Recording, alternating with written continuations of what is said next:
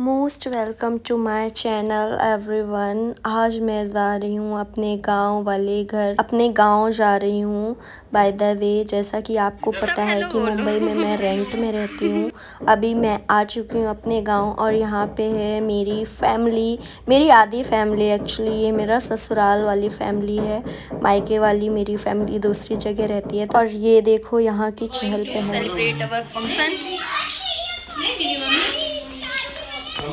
काली हो जाती है उस साइड करने पे।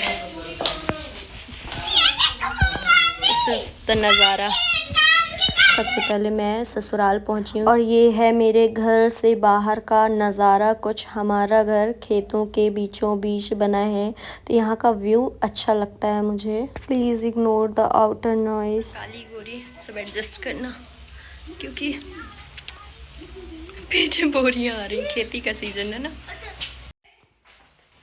अभी ये बालों को बांधना पड़ेगा। Here we are ready to go. How I'm looking?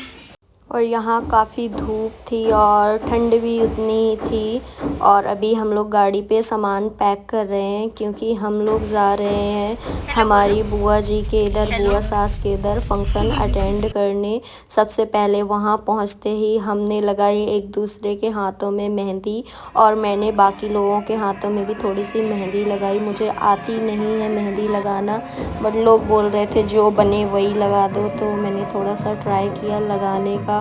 और उसके बाद ये देखो, इधर पे कुछ ऐसा सजावट हो रखा था और बहुत ही प्यारा फंक्शन था, क्योंकि हमारे इधर होने वाली है मानस। आई थिंक आप लोग जानते होंगे, रामचरितमानस का पाठ, 24 घंटे का अखंड रामायण भी बोलते हैं इसे कहीं कहीं।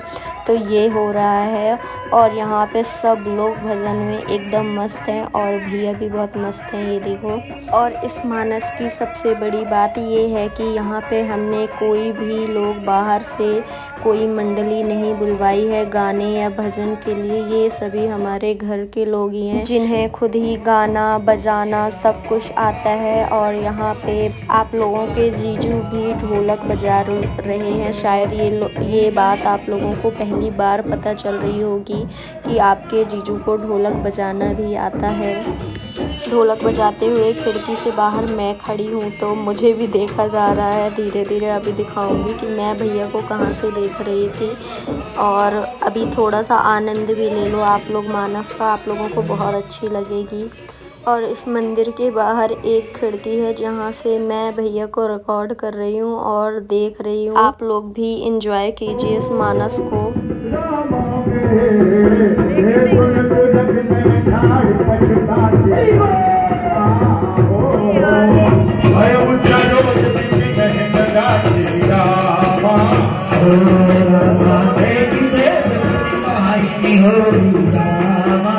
मैं बहुत शिद्दत से कोशिश कर रही थी कि भैया के फेस के साथ साथ ढोलक भी आए, जो कि वो बजा रहे हैं। और अब था सेकंड डे, हमें टाइम ही नहीं मिला है कि सीधे मैं हवन में ही पहुंचती हूँ। सेकंड डे था हवन, चारों धाम का हवन हमारी बुआ जी ने किया है, तो उस चीज़ का हवन था। और ये भैया यहाँ मंडरा रहे हैं, फिर से वापस मानस में ढोलक बजाने की कगार में है। बट आज इन्हें ढोलक बजाने नहीं मिली, आज ढोलक बजाई हमारे पिताजी। और इनकी ढोलक में और ज़्यादा मज़ा आ जाता है, क्योंकि पापा जी को और ज़्यादा अच्छे से ढोलक बजानी आती है। और एक बात और मुझे पता चली अभी कि हमारे पिताजी ने जब कभी मैहर में मानस होती है, आई थिंक सो कि आप लोगों ने मैहर बहुत सुना होगा, तो वहाँ पे भी काफ़ी बार ढोलक बजाई हुई है। और अब आपको मिलवाती हूँ जिसके लिए ये सारे प्रोग्राम यहाँ पे हो रहे हैं, यानी कि हमारी वानू से। और इसी के बर्थडे पे ये सारे प्रोग्राम यहाँ पे मनाए जा रहे हैं।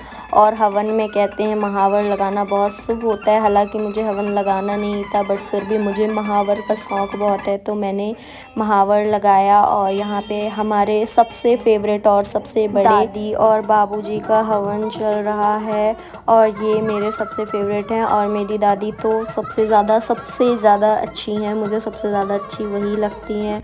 और यहाँ पे जब तक हवन देख रही थी मैं और रिकॉर्ड कर रही थी मेरा महावर भी तैयार हो जाता है। और ये हमारी वानू कुछ भी खेलती रहती है और ये इतनी क्यूट है ना, इतनी क्यूट है बता ही नहीं सकती। ये अभी अभी टकलू भी हो चुकी है फ़िलहाल। और शाम को था इसका बर्थडे और इसने जैसा ड्रेस पहना था वैसा ही इसका केक आया हुआ था और ये वो देख के बहुत खुश हो रही थी। हमने बर्थडे सेलिब्रेट किया। उसके बाद अगले दिन मैं निकल गई अपने मायके के लिए और मायके जाने की खुशी तो अलग ही थी क्योंकि मैं बहुत दिनों बाद अपने मायके जा रही थी। और मायके जाने के बाद मैं मिलती हूँ मेरे प्यारे प्यारे छोटे छोटे बदमाश बच्चों से। मेरे 2 बच्चे, एक मेरी दीदी का बेटा है और एक मेरी भैया भाभी का बेटा है और दोनों ही बहुत ज़्यादा क्यूट हैं और बहुत ज़्यादा सुंदर हैं। और ये देखो ये अकड़ बम बम गा रहा है गाना। और इसे इस टाइप के थीम वाले सॉन्ग पता नहीं क्यों बहुत ज़्यादा इस टाइम पे पसंद आ रहे हैं। हनुमान जी के सॉन्ग, शिव जी के सॉन्ग, ये वही देखता रहता है। और उसके बाद हम वापस आ जाते हैं मैहर जाने के लिए घर और मैहर जाते ही हमें वहाँ से वापस लौटा दिया जाता है क्योंकि मैहर में काफ़ी भीड़ रहती है। उसके बाद हम चले जाते हैं भैया के कॉलेज क्योंकि वहाँ पे इनको कुछ काम रहता है। और नेक्स्ट डे वापस हम आ जाते हैं अपने घर इतना सब कुछ घूम घाम के। और इसके बाद मैं बहुत सारा और भी घूमी हूँ और मैंने इस बार तो सतना के कई मंदिर भी एक्सप्लोर किए हैं, वो भी दिखाऊंगी नेक्स्ट ब्लॉग में। बाय बाय तब तक के लिए।